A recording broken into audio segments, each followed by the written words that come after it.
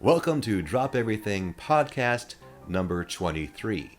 I'm your host, Dan Holzman, and in this podcast, I'll be talking to English comedy juggling legend Steve Rawlings. Hope you enjoyed that chat. But before we get to that, let's thank our sponsors. Number one, the International Jugglers Association, the IJA. Information about this great group of jugglers can be found at juggle.org. I just received some exciting news from the IJA. They've asked me to MC the welcome show at this year's festival in El Paso, Texas. So I haven't been to a festival for a few years. I'm looking forward to going, visiting with old friends, and hearing from the Drop Everything listeners. Please come up and let me know if you like the program and what I can do to make it better. So I'm always trying to make it better. All right. Oh, I also want to thank our other sponsor, which is me, and my personal website, which is braindrizzles.com. That's the website I use for my comedy coaching, mentoring, directing. All the things I do outside of performing can be found at braindrizzles.com. Enough preamble. Let's get on to our chat with English comedy juggler Steve Rawlings. All the way from across the pond, from the UK, a big welcome to comedy juggler Steve Rawlings. Welcome to the podcast, Steve. Thank you very much. Lovely to be here. And where are you now? Are you currently at an engagement? Are you in England? Where are you talking from? I'm actually doing a dinner theatre show in Munich. Now, you actually do your show in several different languages, so you do your whole show in German. Yeah, Spanish, German, French, some Japanese, and then I've got little bits of lots of languages, should I need to dig them up. Just enough to say hi, hello, make people feel welcome and run away again before they want to chat. Is this something where you're just really good at languages, or you can basically do show languages? Like you can do your show in those languages, but maybe aren't fluent otherwise?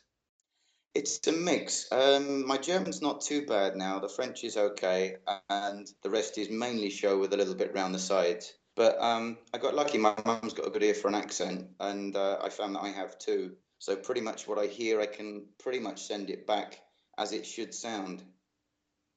And how do you find the comedy is different, like in Germany? Do you find you have to change your style, or is it pretty much the same, just a different language? It's a little bit different in that the English comedians have a reputation for black humour in Germany, which they like, so you can get away with a little bit more. And what do you mean by black humor? Is it like dark humor? Yeah, a little bit more Monty Python, a little bit darker, but not too dark, I think would be the answer. Mm.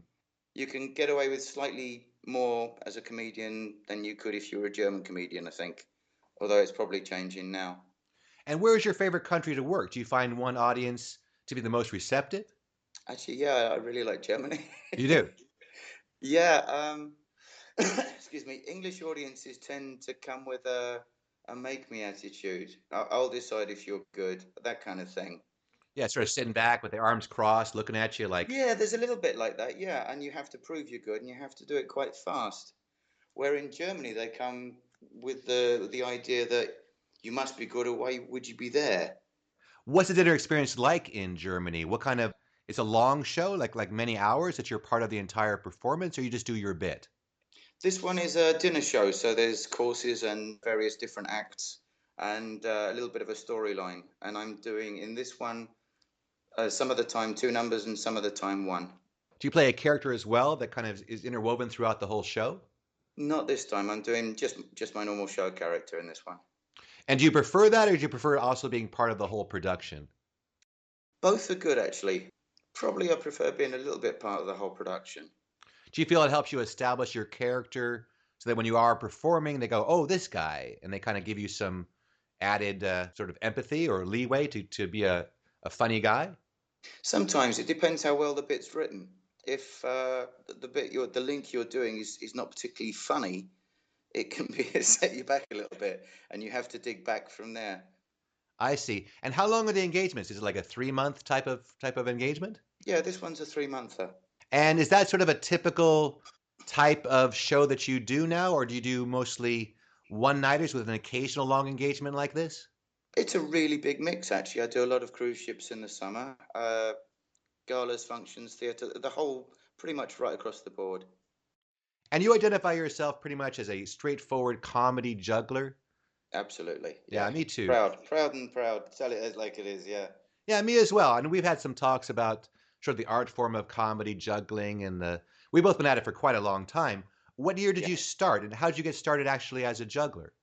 Oh, I started at the end of 1982.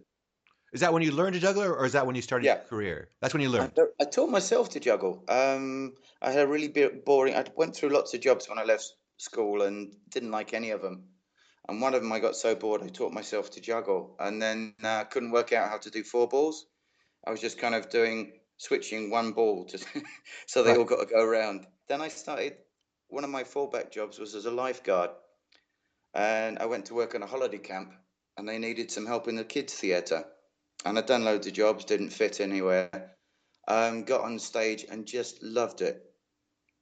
And when I got back to London, the all I could really find, the clown workshop was full. The mime one was too expensive; I couldn't afford it. And I found the juggling workshop. I could already juggle, and I went there on a Saturday, and that was it. Hooked. And what was sort of the scene then? I mean, did you see a lot of professional jugglers working, and who were the people you looked at as like, oh, that's what a professional juggler does? Oh God, there was no scene really. To put it in perspective, if you wanted clubs, you made your own. I'm sure you had the same experience. We had a company called Juggle Bug, which is sort of the entry level. So, what was the scene like when you started in 1982? Mainly, it was a street scene. I'd never really seen jugglers until I got to the workshop, and there were only about sort of 10 there, and that was it. And then there were a few guys such as, I don't know, Tim Batt, John Ballinger, the great Mendizes, who I just worshipped. I thought they were all brilliant. So, from the very beginning, though, you were interested in sort of the performing aspect of it versus the more technical aspects of it? Yeah, I had no other thought in my head than I wanted to perform and make a living doing it. And were you also interested in comedy at this time, or is that something you developed after you decided you wanted to perform? No, there was no real I want a comedy juggle, or I just wanted to be a performer. And everyone I saw was, because they were street acts, I guess, they were all doing some form of comedy and juggling. So it never occurred to me to do anything else really. Yeah, when I started, like the comedy jugglers I saw were guys like Rob Murray. Mm. Did you ever hear the name Rob Murray? I love that man. So the style was very much like good show drummer. You'll notice I never even move my feet. And Yeah. it's kind of like you would juggle and kind of have like little asides. Yeah, he always had this very tired, laconic, oh, here we go. I don't know why I'm here. Any second they'll all be on the floor. Yeah, Yeah, that's type of it. stuff. So for us, the first real comic juggler archetype that we saw was Michael Davis. Yeah, love him. Yeah, he was. I still say he's sort of the best example of the comedy juggling art form. And recently on Facebook, we talked about this. Or you had a post about how jugglers nowadays can see so much on YouTube. Mm. And then when we were starting out, you didn't see a lot. You sort of had to kind of make it up as you go. And do you think that's a disadvantage of these young jugglers now that there is so much out there? I'm not sure. I mean, I think it can be very off-putting, but you've got to remember that everything people post is their best tricks. No one goes, "Oh, look at this. It's a bit crap, but hey, have a look at it." So you have to bear in mind what they're posting is the best of their best, and probably not on the first take. Well, that's how I look at it. I look at it like there's a time when Vova Galchenko was putting out lots of videos, and Yeah. of course, a great juggler. But people were saying, "Oh my God, he's the greatest juggler ever. He's even better than Gatto." And I'm like, Nah. no, you can't compare. You can't compare Gatto from the where he won the Gold Clown in Monaco Yeah. to some guy in his backyard doing tricks where he can do 50, 60 tries and put together the best runs. Yeah, it's just not the same. It's not even close, I'm afraid. He is an amazing juggler, though, I have to say. Oh my God, he's great, and he's gone on to be a very successful Mm. computer programmer. Is he really? Yeah, he juggles still as a hobby, Yeah. but he really wasn't set up to become a professional. No, I mean, I compared his act at a juggling convention once, and he wanted to be introduced as the guy who defeated gravity. I remember thinking at the time, you better be good. And I hate to say, he didn't drop a damn thing. However, I found the act quite boring. Well, it's funny because I would see him like in the gym running 7 clubs for 30 seconds, a minute, Mm. just these huge runs. But on stage, I saw him 5 or 6 times have trouble getting a flash. Good grief. Which just shows you the difference between being in a performance situation. Yeah, once the nerves set in. I wrote a comment on your post that when we came up, we saw videos. Like one guy would have one Yeah. video, and it was a compilation of only professionals. It was Dick Franco and Albert Lucas and Yeah. Francis Brunn, and it was videos of their act. Hmm. So you really saw what people did in a professional setting. The only highlights video we ever saw was Barrett Felker doing 5 club back crosses in a park. Wow. And I remember talking to Barrett and saying, "Oh my God, you had that so great." He goes, "Oh, that was like my 30th try." That's very honest of him. Most people wouldn't tell you that. Oh no, because it just was like, "Oh my God, you have that so wired. How come you don't have that in your show?" Or how come you're not doing that just effortlessly like you're doing on the video? Yeah. That was like my best try of the day. I don't do that in the show. I think there is sort of a unrealistic expectation now of watching videos as Mm. that's what people do like in their act. Yeah. Yeah, I'd agree with that. In fact, I saw a juggler recently. He sets a lot of records. Mm. He's a guy who on the Facebook, he's doing incredible, 6 rings in one hand, or. Mm. But then I tried to watch his act, his actual act, and I couldn't get through it. Yeah, I mean, I remember seeing a very famous German juggler whose name escapes me right now do a number, do his act, and it bored me to death. The tricks were great, but there was no soul, there was no character, there was no personality. I didn't see him at all, I think is my point. I didn't see him. I saw no excitement about what he was doing. He was just somebody doing it. Well, sometimes you can look at someone's face. Like I do some coaching, and Mm. people talk about Gatto, like, oh, Gatto, he lacks artistry, or whatever it is. But if you watch him juggle and you look at his face, the entire time he's telling a story with his expressions. Mm. He's engaged throughout the entire routine, sort of saying, watch this, and oh, this one coming up. And it might not be your cup of tea, but he's always making a connection with the audience. Yeah, if you haven't connected, you've lost everything, in my opinion. Well, I mean, especially juggling to music, people don't realize. I see jugglers and their faces are blank the entire time. Mm. And there's no emotion invested in it. It's like, watch me juggle. And unfortunately, the watch me juggle has never been very popular, except for people who really love juggling. Yeah, and how many people are they? So you started pretty early. You got this idea of wanting to perform as soon as you got into it. Yeah, So where'd you cut your teeth, so to speak? Where'd you get your early experiences as a performer? Covent Garden. Oh, at Covent Garden. So you went right to the Street street, performing. Yeah, I went out and I died the terrible death. right? I believe I first went out with 3 rings, a hat, a pair of big glasses, and some balls, I think. And I gave it a go. I died horribly, and I went out again, and I died horribly again, and I carried on doing that. Went back to my job, came back out, and I think second or third time of asking, I stayed out then, and that was it, performer. It's tough nowadays, don't you think? It's like, where do people go and get those first 300 shows? I mean, can you still show up at Covent Garden and get in there as a rank beginner? I think you can, but it's not easy. You have to audition now, I think, but it's been a long, long time since I've been down there, obviously. But I think you can, but again, you have to come in with something. In the old days, you could kind of just rock up with an idea, and as long as you weren't upsetting anyone or insulting people, you'd be in. I find it's like the cruise ships nowadays. There was a time where you could kind of get good on the ships. Like you could get Mm. on a ship, like one of your first engagements, like, oh, that was pretty rough. But then, they have 6, 7 weeks, 8 or 9 contracts. You really develop this great cruise ship act. But now it seems like people need to get in and be good on their very first time because they have so many jugglers already there that you can't develop there. You have to come in fully developed.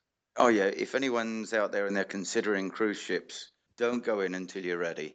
Make sure you've got that 45 really strong minutes because they won't have you back. If you go in and it doesn't work, the stain's already there. It's really hard to get around that and come back and say, "Hey, but I'm good now." Well, and plus the thing is now they have plenty of jugglers. I mean, before they Yeah. didn't have that many to choose from. So when you're going in now, they're like, in fact, there are some agents who are like, oh, he's a comedy juggler. Well, we don't really need any more jugglers. Good or bad, we just don't need any more. Yeah, there's a lot of people out there now, and the competition is tough. Well, I think it's what happened is if you look at like our careers, like yours and mine, going back to the early 80s, we're Mm, still here. yeah. People don't, like you get on a ship, it's not like, oh, okay, well, people are always leaving every year and we want new people to join in to sort of join the ranks. Mm, People get there and they stay. yeah. And people like us have to hold our place Well, because yeah, and it's the like, new people are coming in. but the good thing, like we talked about, like on this YouTube post, is these new guys coming up. They're good at making videos and they're good at the juggling part of it. Mm, It's the show part of it that's really difficult to learn nowadays. Like, how do you actually entertain people, make them laugh, hold their interest? You can learn all the juggling you want now. You can watch juggling till you're blue in the face. But where do you go to learn the actual skills of being a performer? I think the answer really has to be the street nowadays or the clubs. But even for the clubs, you've still got to have a certain standard. In the old musical days, you'd be on the bottom of the bill, down at the bottom with the wines and spirits, and you'd work your way up, and slowly you'd get better, and the pay would get better, and you'd go. But there is nowhere really apart that I can think of apart from the street that you can actually just start from scratch and learn your trade. And do you see many young, talented performers coming up? Because here in the States, like I just worked this club, Comedy and Magic Club, Hmm. and they like variety. I mean, magic's in their name, comedy and magic. So they try to have a variety act on every bill. And the guy goes to me, he goes, "We need more funny jugglers. Who can you Mm. recommend?" I could think of a couple. I could think of like Ivan Pacell, who's Yeah. top of the food chain now here in the States, and this guy Marcus Monroe, East Hmm. Coast, another guy very popular, very clean, funny, witty juggler, and who they both already use. Then after that, I'm like, Um, um, um, um, yeah, kind of a loss. So, do you see a new crop of English performers coming up? there's a few, yeah. The trouble is, I don't get to see their shows very much, really, because if you're always working, they never really ever see two jugglers together. Well, that's why I like doing these street festivals. I do some street festivals Yes. every year, and you still see some really, and it's inspiring to see good acts. I mean, that's really helps to see other performers and kind of be in that sort of circle with them. But Mm. most of your engagements are like one-offs, like corporate events where, like you say, you're working in a vacuum, and it's hard to get that camaraderie and see a lot of other performers. Yeah, and there's also the difference between being amusing and being fall over funny, I think. There's a lot of jugglers that have, say, amusing things. Yeah, I have some But acts that are quirky. They're like quirky, like they do yeah. strange things, and like, well, Hmm. that's weird or that's strange, but is it really laugh out loud funny? Well, yeah, that's the thing. There aren't that many jugglers. I mean, Dan Bennett, I really like actually. One of yours Yeah, from across the pond. yeah. And he disappeared into the cruise ships, and I haven't seen Dan in 20 years. And then, next year you'll do 5 gigs with him probably. Nope, nope. He's a guy who's vanished on the ships. You never see him, never hear about him. But I hear he's still working, so I imagine he's out there doing his thing. But I haven't And seen let's Dan hope in so, 20 lad. years. Now, Shame. now, Dan was funny because it's funny how we all bring our backgrounds to what we do. Because he was a mathematician Mm. and sort of came from a very academic background. So his comedy styling became very much like him being sort of an educator and sort of making a Mm. very elaborate, descriptive patter about what he was doing. Now, your style is very what I'd call sort of very frenetic and high energy. Was that always your style from the beginning? This kind of like hit him hard type of style? No, not really. The whole thing came from the character that I found, and the character came from a hat we were using to collect money in. Bizarrely enough, Okay. I put the hat on, turned up the front, and for some reason started behaving differently. What, in a more of an aggressive fashion and more of a just a different character? It's weird. It's just this whole character came out. I think at the beginning it was more aggressive, but it was just a daft, stupid character. And because I'd had the hat, I had something to sort of work with. And from that came the performance character that I've been doing for so long now. I think that's something too that a lot of new performers are lacking is the fact that, like, I went to drama school. I started as an actor. Mm, So when I approached the juggling, it was sort of I became a character who this was my juggling persona. This was my act. This was the mm, person I would put on when I got on stage. He became like, ladies and gentlemen, kind of this sort of yeah. grandiose, different voice and stuff like that. And I see guys nowadays where it's like they're just themselves yelling. That's a great description. You know, and like for you, when I see a guy like yourself, it's like, no, you're performing, you're acting, you're a performer on stage. We have nothing like that in reality, thank God. But did you have some acting background, or how did you develop just all those shows? Is that how you developed those chops? Yeah, absolutely nothing. It just came out during shows, and it's like do the show and you keep the bits that work, don't you? And it's layers. It's layer upon layer upon layer of ideas and trying stuff that works and doesn't work and keeping the good bits. Well, that's something I try to teach, like the people I work with, is the fact that when you do a show, you want to walk away with more than the money. If you're just walking away Mm, with the money, then your show never develops. It's not like you're mm. getting something else besides just the financial reward. Like every show you do, like you should be like, oh, I tightened up that one spot, or I got a new laugh here, or I tried that new joke. But I see so many people just doing the same show. Like they say, okay, I did 1,000 shows. No, you did one show 1,000 times. Yeah, I think the best lines do come when you're working, though. You can sit down and write all you like, but you'll say something in a show and you'll get a howl with it. And those are the ones that I think I find the best, the ones that you keep. And how do you keep track of those? Do you write them down? Do you videotape? I write them. Because sometimes I forget. Have you ever done that where you do a show, you're like, Yes, what and did it's I really say? annoying. I got a You're killer laugh. chasing What all the other happened there? comics. Yeah, do you remember what I said in that bit with the pic? Do you remember? No. Okay, fine. Yeah, for a while there, I was taping every show, and every show I'd get like 2 or 3 new laughs. Mm. But my work ethic was not strong enough to keep up that habit, unfortunately. But I think that's a really good thing to do. Tape your shows, learn from every show, and try to get better every show. Yeah, and if you come out with something that gets a laugh, go back and think why and write it down and try it again next time. Some things just don't work again, but others will just work and work and work. I thought I had to have a complete ownership of my act, meaning Mm, I wanted to be 100% my own creation. Like if someone else gave me a line, I'd be like, no, don't tell me, don't say anything. Because if it mm. doesn't come from me, I would feel like less of ownership of it. Yeah, And then, of course, over the time, I thought, well, that was a very ego-driven philosophy. yeah, a gag's a gag. A gag's a gag. And I don't care if the audience says it, the janitor says it, some guy, some performer you don't like says it. There have been Yeah. times where performers come up to me and had an idea. And I Mm. thought, I don't really like this performer's what they do. But sometimes you never know. You're like, okay, I'll just be open to it. It doesn't mean you have Yeah. to do it. No, if it fits, it fits.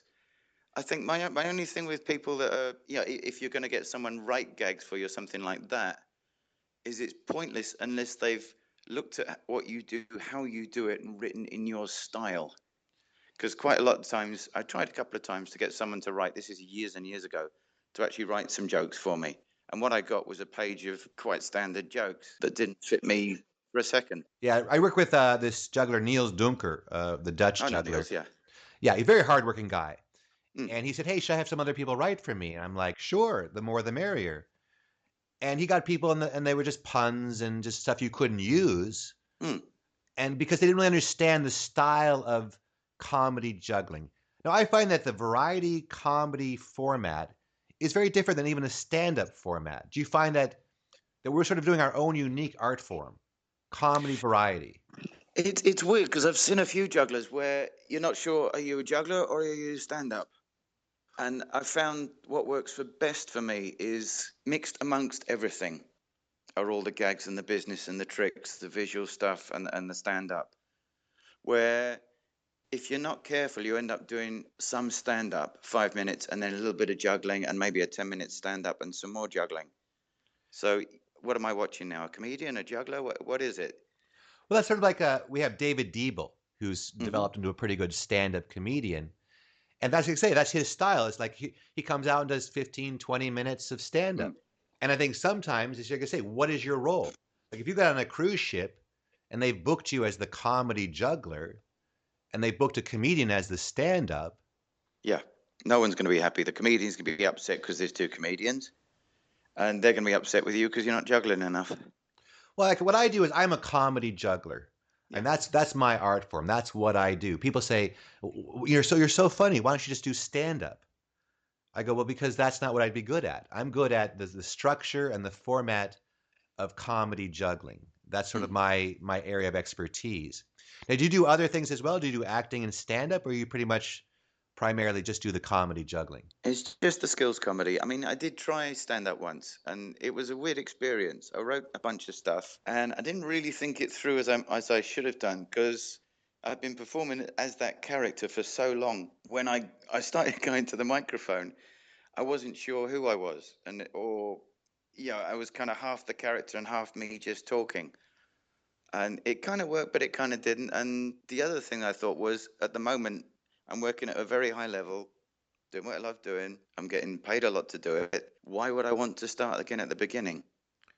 Well, I think there's useful tools to learn as far Mm, as watching stand up, as far as getting up there and doing a few stand up sets to experience it.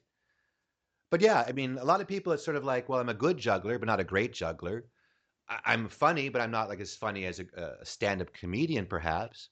mm. But you combine the two together, clever juggling with good patter. I think it's a great combo. Yeah. That's a good combo. Oh And yeah. unfortunately, the image of juggling here in the States is pretty low. Is it really? Do you think? Well, it's like I think we see it on commercials. We see it sort of as a walk around kind of thing. I think most people's impression of juggling is, guy doing three clubs in a cascade who you're going to walk Mm. by and ignore, who's, at a shopping mall or something. You're just going to look at it and go, oh, there's a juggler. Let's basically not watch him because it's just boring. Yeah, I think that's why a lot of us in our publicity don't actually say comedy juggler. I say skills comedy is my thing. Because already, if you put juggler, you've already lost a few people who won't give you the chance to win them over. Yeah, it's kind of sad, but it's something we just deal with. You can't go, that's just the way it is, right? You can't change Mm. it. But No, what, every what time you we have to go, do, yeah, you have to get out there and prove, show them something different, and try and change that perception. like when we were starting out, we had a juggler, Dick Franco, and he Oh yeah, said yeah. establish yourself as jugglers first, and then do the comedy.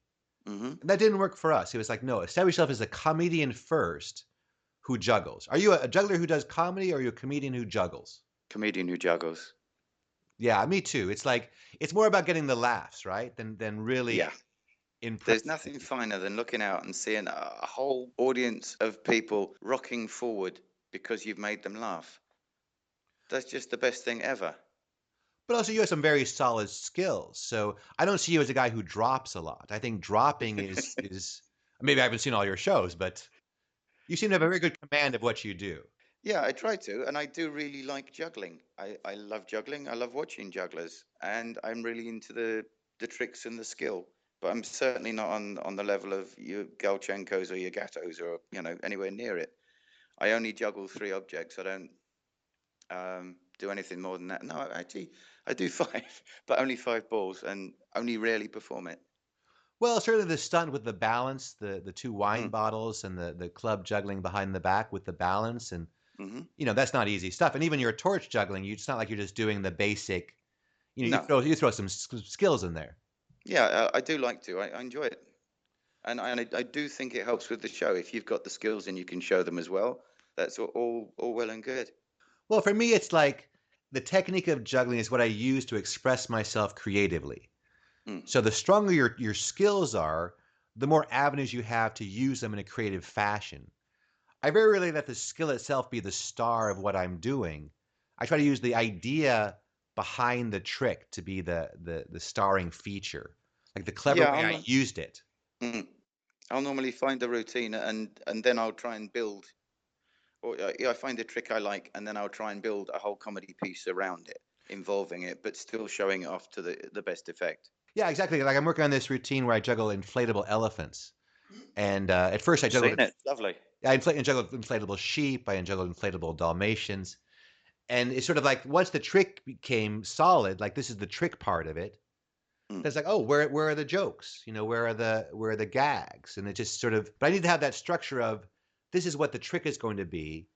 This is sort of what I can associate comedically to sort of develop my humor. And so that's sort of the process I use. There's sort of the trick first, then the humor develops. Is that sort of your style as well? Yeah, I'll get a trick and I'll have a rough idea of what I want to do with it, but then that's kind of what I'll go with, and then I'll start to perform it, and then the rest will come. Field of dreams a little bit, really, but yeah, that's how I work. So now, when you started out, you're on the streets, you're getting your experience. Now, was Mm. your first big break this tour, the UK version of Sugar Babies? Was that like sort of your big breakthrough? Yeah, that was I'd started doing the comedy clubs, but I was still street performing. I went for three auditions for Sugar Babies, I think, and got the part. I couldn't believe it. I was really, really happy about it. And I took over from Michael Davis after his first 2 weeks there. And were you able to see Michael Davis and watch him work? Sadly, not. I did meet him and I did say hello. I'd seen him at Donmar Warehouse, I think, also before then, doing his solo show. So yeah, that was he's a big hero to me. So Well, very me as pleased well, about that. because I say before Michael Davis, if you look before him, the style of comedy juggling was very, very rudimentary. Mm, And in fact, there was very little history of comedy juggling. One time we went in for an audition for the Ice Capades, mm. and they said, "Oh, when we heard you were comedy jugglers, we thought that meant you juggled funny things." So that we didn't realize you would be talking. We thought funny things. What do they think we're juggling? But Yeah, but he was really got the first one that rubber had this chicken stuff. structure of the trick and the dialogue sort of being equally important. Yeah, And how long was your engagement with Sugar Babies? I did a couple of months with them, I think, and then the show tanked. And it was out with Mickey Rooney Yeah, and the Mickey woman Rooney and was Ann Ann Miller. Miller, right? Yeah. And what did you learn from working with Mickey Rooney? Were there any sort of lessons he imparted? Did you find him to be? I met him once at an engagement. I didn't have much time with him. Did you find him to be friendly and helpful, or something else? Yeah, apologies to any Mickey Rooney fans out there. He wasn't the nicest of guys. Yeah, I heard he was very, very competitive. Like if you got too many laughs, he'd be very jealous. Oh yeah, I mean, the whole Babies experience for me was baptism of fire, really. But it was a very very good experience in all. What do you mean baptisms of fire? Because it was very difficult, or Oh God, there was all kinds of stuff going on there. Um, when I came into the show, obviously Michael had been doing it, I think, for 2 years in America, right? and I think really they just wanted someone to do Michael's act to the point where I said to them, "Look, I can do that if you want, but I'd kind of rather do mine because isn't that why you were looking at me in the first place?" So I ended up, like, thankfully, doing my stuff, and I think I had 9 minutes, and there was all kinds of stuff going on. The comedy director didn't come over for until the last 3 days of the rehearsals. All the comedy directing was given to the choreographer for some reason, which was entirely strange. And then just before I walked on stage on the first night that I was performing, the producer was in the wings and said, "Oh, Michael gets 36 laughs. I'll be counting." Ah. Yeah, thanks for that. Well, 36 laughs in 9 minutes doesn't sound that much. Well, I think, yeah, I think also Michael was doing a bit longer because once you're in a show, Right, you can right. kind of push the envelope a little bit because people can see that it's going great. Yeah, one time I was on a cruise ship, and the guy said, "This is where you hang on to the curtain when you do your high unicycle, and when the bowling ball drops, you should be from over here." Oh, that's And fantastic. I'm like, "I don't do those routines." They go, "But aren't you a comedy juggler?" I'm like, "Yes, but okay, this is where the guy should lie down when you juggle over him." I'm like, "I don't, Yeah, I don't do that one." Yeah, a lot of times people they want sort of a very, like even in cruise ships, they want the very standard comedy juggler. This is the position. that's your generic act, isn't it? Yeah, don't stray too far from that mold because this is what we're expecting. I've never found that, thankfully, but I'm sure that that's got something to do with how come I get so much work on the ships that I'm not doing that. I don't know. I've had both experiences. I've had experiences where the cruise directors come up to me and said, "Oh my God, I've never seen any of that stuff. It's so great to see something new." Mm. I've other ones have been like, "Well, no, he didn't. He wasn't as flashy as the guy, doing this or whatever." Hanging onto the curtain and dropping the ball. Yeah. Well, it's hard to beat that unicycle act for laughs. But I'm a guy who's not really looking to copy or to sort of just do things because they're successful. You've also seen sort of created your own unique routines. Did you ever attempt to just sort of take a more generic approach? I certainly did at the beginning, but the idea was always to try and find your own thing, your own voice, and because at the beginning, obviously, you don't know anything from anything, so you kind of go for the standardy stuff. I had the 5-foot bike, I had the small unicycle, and as soon as I had something different, that was off they went. Well, that's sort of the evolution that a lot of guys have gone through, where they sort of start standard.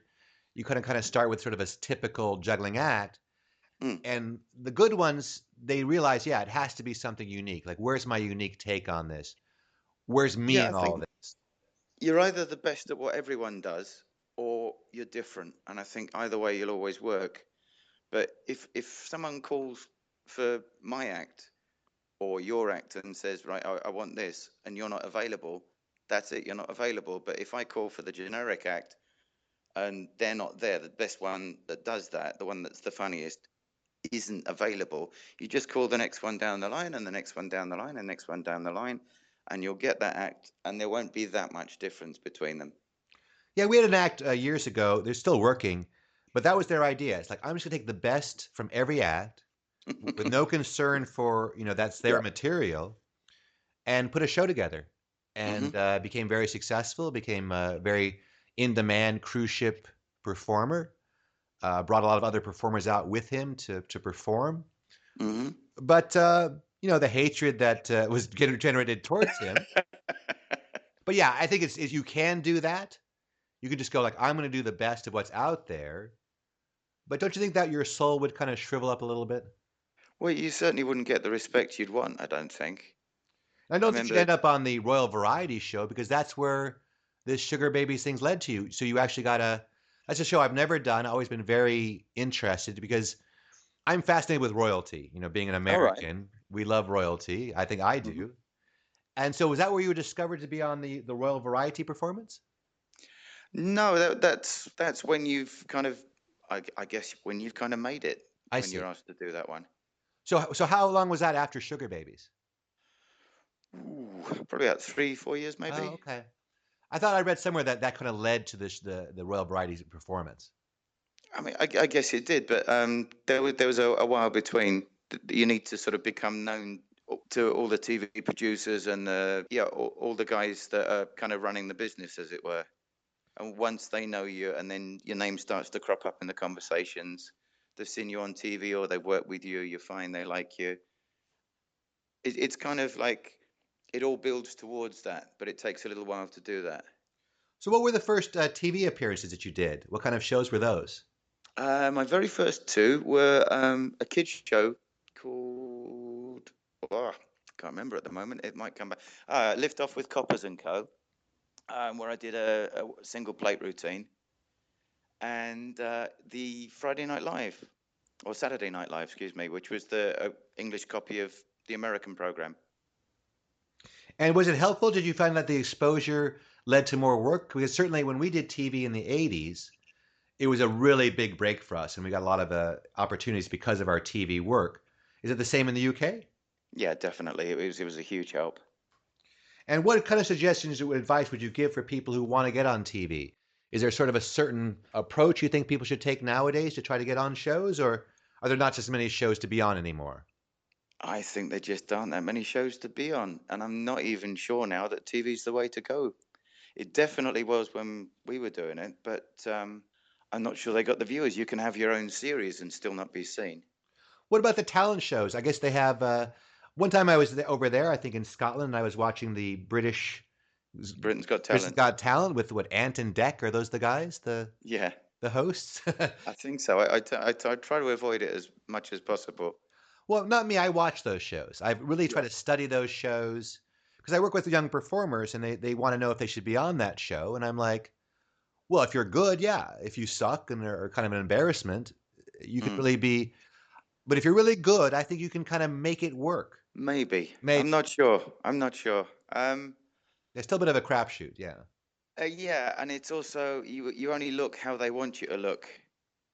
Yeah, with the editing and stuff and the way they And approach how it. do you, if say you're a comedy performer, how do you possibly get across in 2 minutes how you perform and your style and enough funnies to win the audience round? It's, when I started doing TV and when you started, you had 6, maybe even 8 minutes.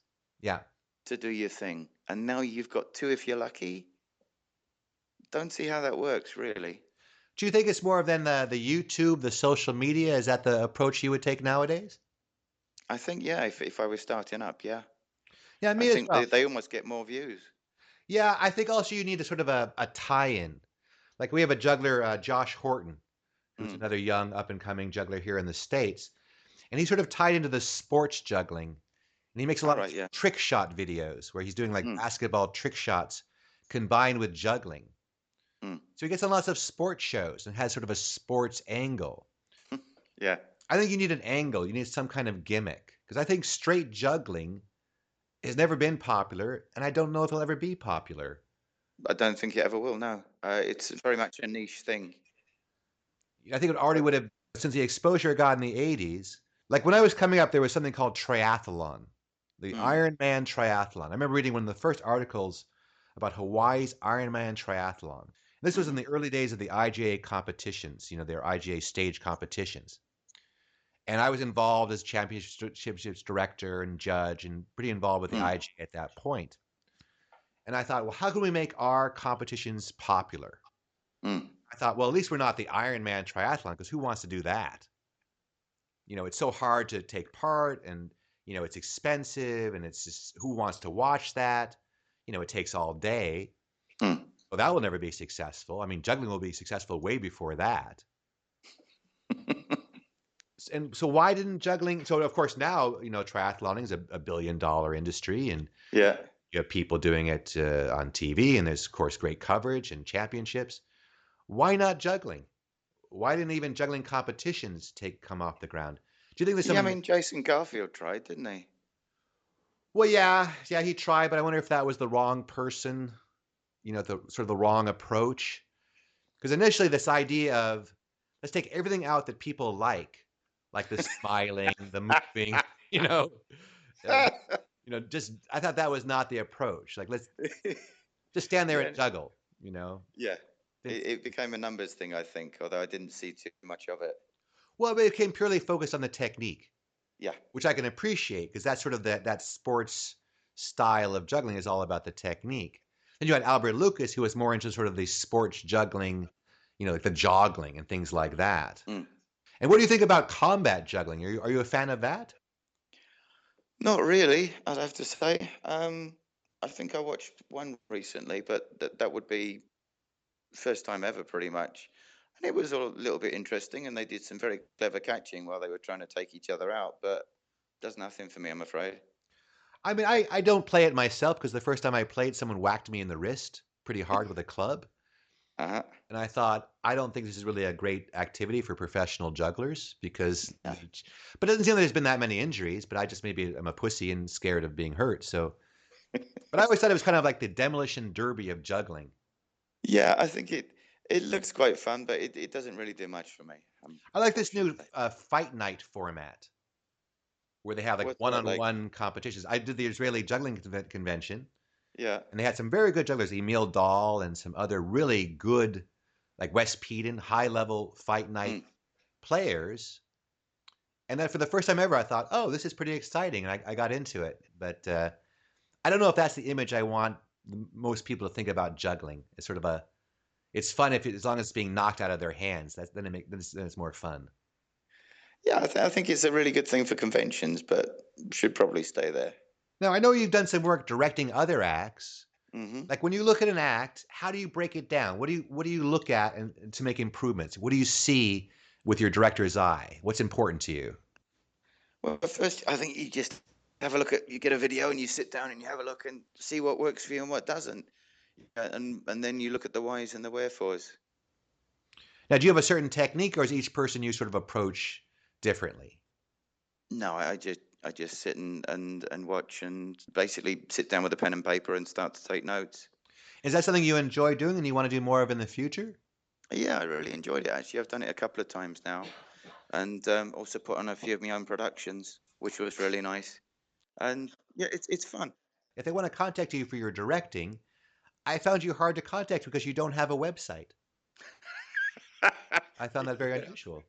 I think it is now. Yeah, I think everyone suggested it, And I've always thought, right, I'll do this time. I'll do it now. I'll do it. And I think the bottom line is I haven't ever needed one. There's always work there. Like most people that never changes and they never update, it just sits there and no one looks at it. You don't want that? Yeah, I've almost had one once, but and I suppose if the work dried up, I would do one and get one. Well, when I looked you up, it seemed like you were listed on plenty of agent sites. So Mm. is that the primarily where your work comes through? Is from these agents who call you up and they act as the go between? Yeah, I mean, most of my work, if I'm honest, comes from rebookings. It's where I've gone, they've seen me, they've liked me, and it just keeps rolling on. Well, at a certain point in your career, I guess that's what you're looking for. When you've been at it long enough and people know you, Mm. they go, "Get me Steve Rawlings." And then when you get old, they go, "Get me a Steve Rawlings type. Give me a younger Steve Rawlings, One with hair. one with hair, give Yeah, me that young, vital, youthful Steve Rawlings." that's it. Yeah. Of course, you still have a lot of energy. You still perform at a very high level. Where do you see yourself going in the future? Are there things you haven't done that you still want to do? Um, I'd love to work Vegas. If I'm honest, I would absolutely love to go there and work there, just to tick it off the box. I think you would have liked to work old Vegas. You would have liked to Yeah. work Vegas in the 80s. I don't know if you want to work modern Vegas. Don't know. I've never been there. Never ever. No. It's one of those unique places in the world that people should see at least once. Hmm. Not that it's good or bad, or that you might like it or not like it, but like in the States, there are several unique places that are kind of, there are a lot of, the United States is a very big country, of course. A lot of it just kind of like is nondescript, or there's nothing about it that you say, well, you have to see this, you have to see that. Like you have to see the Grand Canyon. We have a Grand Canyon. Hmm. Like we have Niagara Falls. So there are a couple of things that are like, you see, you go, oh, I see why that's popular or why that's something people talk about. So when you go to Las Vegas, you go, oh, I get it. This is a very unique city, but it had a lot more charm. It had a lot more going for it to me back in the 80s and 90s. Yeah, I mean, there's quite a lot of shows that I'd want to go see there, and I just want to, yeah, see it for what it is. It would be interesting. Well, I'll keep my eyes open because a lot of times jobs come up, and if there's one in Vegas that I can't do, I'll look for Steve Rawlings. Give us a call. That'd be brilliant. And me, I want to Love. go to China. So if you ever hear about any jobs in China that you don't want to do, because I look at juggling now as sort of a, I've been at it, what, 34 years. How long has your career been now? Round about the same, I think. Yeah, I think you and I have only worked together once. We worked together once in Halifax, That's the one. Yeah. but we didn't spend too much time there together. I guess we were just both busy doing our own things. The problem with Halifax was it was 3 shows a day for 10 days. So the chances to actually get some downtime and go off chatting were pretty slim. Yeah, it was a pretty tiring gig. I think it's now down to like a 4-day Is festival. it really? Yeah, they made some changes. It's not one of the premier festivals anymore. We're talking about Halifax Buskers Festival. Yeah, it was a great festival though. Yeah, and that's a great place for people to get experience. Is if you're working the streets, these street festivals, which are organized street performances. Yeah. Well, at least you get some money. Yeah, and you get some money, so you don't have to necessarily work so hard, and you can just enjoy your shows a bit more. Yeah, sometimes there's a guarantee, but at least you get all your expenses paid. And unless the weather is just terribly crap, you're going to walk away with some money. Yeah, and the other thing, as you were saying, is you meet a whole bunch of other talented people, and it's a good place to get excited about it, or if you're open to it. Well, I think that's what you need. You need to be able to do a lot of shows. Like, how many shows would you say you might have done in your career? Could you even estimate the number of thousands of I couldn't even performances? come near it. It's thousands and thousands. Yeah. Yeah, at one time when I was starting out early in my career, I kept track of every show and every dollar I made. Yeah. But after 2 or 3 years, I lost that notebook. And I thought, oh shit, since I lost the notebook to begin with, it's kind of not going to be complete. And Yeah, I mean, it's a lot of shows over the years. yeah, it's a lot. Like I say, but the key thing is, I think, doing a lot of shows and being a student of the game. Mm. I don't think you should ever stop learning. Well, it's like you can always get, like you were talking about on Facebook, where what's new, what's left to create. When there's so Mm. much, you see so much. How do you get inspired to create something new or something different? Because there's so much out there now. But isn't the beautiful thing that just when you think you've seen absolutely everything, somebody from a dark room somewhere after 10 years will come out and go, look, and you'll go, wow, that's amazing. And you'll be all excited again. Well, I'm excited by modern juggling, but at the same time, I'm really puzzled where it's going to go or where people are going to work with it.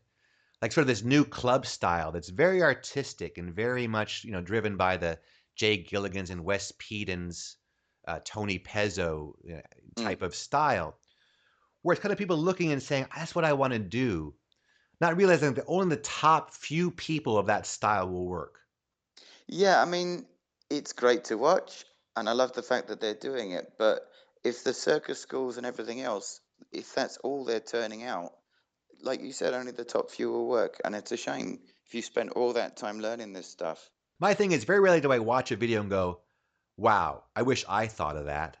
Mm. And that's sort of the determining factor for me. Like, oh, that's so clever. Not that these tricks aren't clever, especially like I love the body rolls, like with the clubs, Yeah, where they're doing I these. just look at that and my jaw drops. It's Oh, it's beautiful stuff. crazy. It's like one thing if I have decided to learn something new, it would be this like rolls around the neck and across the shoulders and the shoulder pads and across the stomach. It's crazy good. But I've never seen anybody in a performing situation, a professional, like this is my act, Mm. doing those tricks. Actually, I haven't. No. So it's like we've created two different things, this video age and the sort of not death of the live performer, but certainly a great diminishment of it. Yeah, I saw somebody doing a very similar sort of, that style act. And the degree of difficulty of the tricks was phenomenal, but he dropped too much. And I just wanted to go over and say, look, cut down on the difficulty and have a routine that works. Well, that's the thing is I always say that people don't know a good juggler from a bad juggler, but they know a bad juggler drops. Mm. So you could be doing hard tricks, you could be doing seven balls, you could be doing a seven-ball pirouette and drop several times and finally get it. Or you could do a five-ball cascade with no tricks and just end perfectly. And Yeah. I think with the right style and presentation, you're better off doing the cleaner act with no drops. Yeah, you've also got to look at the time that goes into each trick. Yeah. I mean, for me, getting and sustaining a 5 ball cascade took me probably about a year to get it. And then it's probably, I don't know, 15, 20 minutes a day, most days, if you want to hold it to a certain level. Then you go to 7 balls. I want the hard thing to be the idea. It was hard to Mm. think up. Like if you look at like the piano juggling, like Dan Menendez's keyboard routine, which a lot of people have jacked and now are doing, Yeah. the playing. I had a big thing on Facebook where I defended him. Some jugglers were basically saying, well, this is ridiculous, but the tricks are rubbish. I said, no, no, no, no. This guy has taken juggling, Dan Menendez, and he's made it entertaining for people. This is a great routine. I wish I'd thought of it. Exactly. You don't look at it I and go like, "Oh wish my I God, thought that of it. five ball force bounce is such an amazing trick." But it was the kind Yeah. of thing that once people saw it and the idea was out there, they could do it pretty quickly. Mm. It was the idea that was hard to come up with, not the trick itself. Yeah. The But the idea. idea was just goldmine. It's Yeah. brilliant. It's proven by the fact so many people have stolen it. Well, because it works. Yeah. It works. You realize how things play bigger with music. Like if you can make music through the juggling, like if you go back to even looking at that Chris Bliss video that people were up in arms about, like, why is this so popular? He's not that good. And look how much repetition there is. Mm. It was the power of the juggling to music. It was just a very nicely put together routine. You know what was clever about that was this idea of like, it's like a song. A song repeats, like the chorus comes back. Yeah. So he was doing a visual representation of what the music was doing. A lot of guys now they juggle with music playing behind them, Mm. but they're not actually, representing what the music is doing. And I think nowadays the music has such little emotional connection with the people. Like I love Jay Gilligan's work, most of it, and a lot of these guys' work, but it seems like their musical choices are so challenging to the audience. Yeah. But yeah, I don't really. I know Jay Gilligan, and I've seen a few of his things, but I've not really seen that much of what he's done.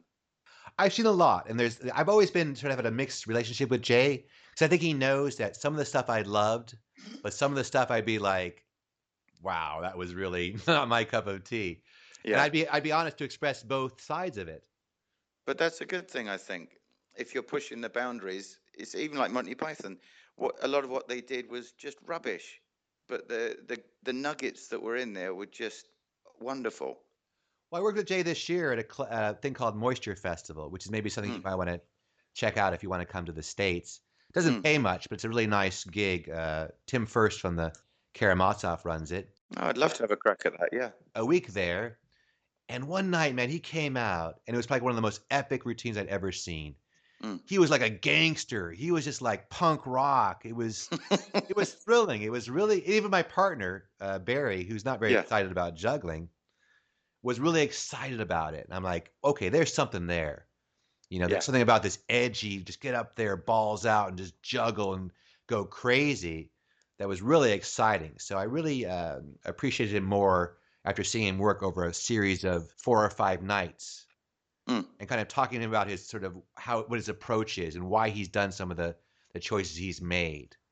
And it helped me to really understand him better and get a better sense of what he does. Yeah, I don't think you have to love everything someone does, but if they're really out there, you have to love the fact that they're out there doing it, I think. I think you also have to understand success and why something is successful. So if you're a hater, like, oh, this person is like we have the Kardashians, you know, is sort of Mm. our Yeah, reality, yeah. and they're a loathsome, vile creation that I'm not appreciative of. I mean, I don't ever watch Mm. their show, but you have to understand how do you capture the public's attention as a performer? What do you need to do to capture the public's attention and sort of Yeah. get to that level? And what can I learn from these people about how they did it? And maybe we could take the same ideas and approach juggling and say, well, how can we take that same thought and make juggling, this activity we both love, sort of a more mainstream activity? What can we learn and how can we sort of use that to our benefit? I think the only way you can do it is look at your audience and say, how can I make this? All right, say I love doing this thing with 7 balls or whatever, and how can I make your average audience like this? You've got to find a way to sell it. I think what we need is we need a personality to come forward, kind of like Yeah. they had Bruce Lee or Arnold Schwarzenegger. Because if you look at like martial arts before Bruce Lee, it was a very fad thing that people didn't really think about. Once you have one guy with so much charisma that comes out, and we really haven't had that with juggling. We've had great jugglers. We never had the combination of like an Arnold Schwarzenegger who had the skill at what he was doing, but also the personality. I think the biggest problem with that is the fact that TV or internet or whatever will eat your material. And with juggling, it takes so long Yeah. to get a new piece together that's right and that's strong. It'll never happen. What will happen is if they're funny enough, they'll go on to other things, like W.C. Fields went on to make films. Yeah, like why not get into the movies? Like if we had a character like in the movies though that used his juggling, you know, as the same way Bruce Lee used his martial arts, or if we had a character in a book, like a Harry Potter type book, but instead of you know wizardry, it was juggling. Maybe something like that could capture people's imagination. I think this video projection is a Mm. great new thing. Have you familiar with some of the acts that use video projection? Do you mean like the shadow stuff or? Well, it's more like there's an act called a torque starter. It's a Mm. Diablo routine where they're juggling in front of a video projection screen. Mm. Like I think this act Junglissimo also does one with club passing, Mm-hmm. where there's a lot of stuff going on behind them on the screen. Like the object will create trails as it goes through the air Oh, from nice. this video behind it. So I think technically there's some future applications of holographic technology and video technology that could add to the entertainment value of juggling, but then we Mm. might lose some of that personal appeal. Yeah, also you get to the point where if is it real or is he really doing that or is that just part of the projection and then it becomes not so interesting, I think, because you lose the skill. Well, no one has yet used it in a humorous fashion. I think there's still a humorous application to be used from it. Because there might be a day where someone's juggling like 3 Greyhound buses, you know, because it's all sort of a gimmick between real life and holographic imagery. Yeah, and you also have to be careful. I mean, I remember seeing I think they were Chinese Diablo acts, about 10, 12 kids doing some amazing yo not yo-yo Diablo stuff. And the background was so busy, it was pointless them being there. Well, we kind of have that in America's Got Talent. Like they have these the dancers, and a couple of years ago they had an Asian performer. I don't know his name. It was I would butcher it if I even tried to say it. And he was sort of doing an act with a lot of illusions, body movement and things like that. Hmm. But he incorporated this visual projection. Now, every dance act that gets on America's Got Talent, or the majority of them now, have some sort of element of this Mm. because it made it so much better. It made it so much bigger Yeah. that it never could go back.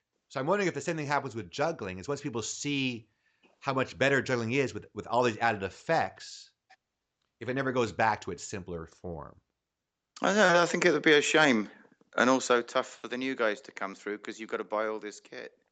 I have a couple of questions to wrap up because we're getting to it. We try to do these in an hour, and we're already over an hour. But I had a question about Jongleurs Comedy Club. This is a very just sort of All right. Yeah. this is just a very me personal question. Yeah. Now, it has the name Jongleurs in the title. Yeah. Would they be interested in me coming over there and doing a tour as a juggler in these comedy clubs? Yeah, I think you could certainly do it. There were a lot of us in the early days doing that. There was me, Paul Morocco, the two Marks, Chris and Alex. There were quite a few jugglers that did it, and a lot of us used to close it actually. Hmm. And it was a great venue. I think it's not the great power that it once was, but I think the Jongleurs Clubs are still going, and the comedy circuit is still going. But it is much more difficult to get in there as a speciality act. Right, and I don't Because think it they'd came want from to fly someone over from the States and No, put you'd them have to up. get yourself there and knock on the door, or get someone to talk to someone to get you in there. Right, right. But I think you could certainly work there. Yeah. And then also you had listed as one of your favorite performers, George Carl. And I think that's a performer that doesn't get enough attention or recognition. People should go back and look up Oh, George please! If Carl. you've never seen George Carl, just click on the name and go watch some clips. And do you ever have a chance to He work with George? You ever work with him? No, I've met people that did, but never had the honor. I'm afraid. Yeah, You? yeah, a couple times. Yeah, Ah, man, real so character, real nice jealous. guy. Yeah. Yeah, but the thing about George Carl was, and I've seen so many people try and copy his act, it just doesn't work. George Carl pretty much did some of the oldest jokes in the book, and he just did them so damn well. Well, I mean, it helps, I think, first of all, to look like George Carl. Yeah, you have to have the face. You can't be young and do that act. And he was in that movie, Funny Bones. He was indeed, yeah, with Freddie Parrotface Davis and Lee Evans. And there was a thing in there, you have to have funny in your bones, right? Yeah, I think originally he was an acrobat, wasn't he? Circus acrobat that got too old and turned to clowning. But there's a guy who has funny in his bones. Yeah, he just looked funny. He was funny. Yeah. And he just had a natural comic energy. Yeah, you looked at him and he made you laugh. And of course, if we're looking at comedy jugglers nowadays, like if you looked at the top jugglers in comedy, I put you right up there as one of the top Thank you. comedy jugglers. It's a very small field. I think you'd probably have trouble after maybe naming 10 or 20, Mm, really saying, well, these guys are still quality after this point. yeah.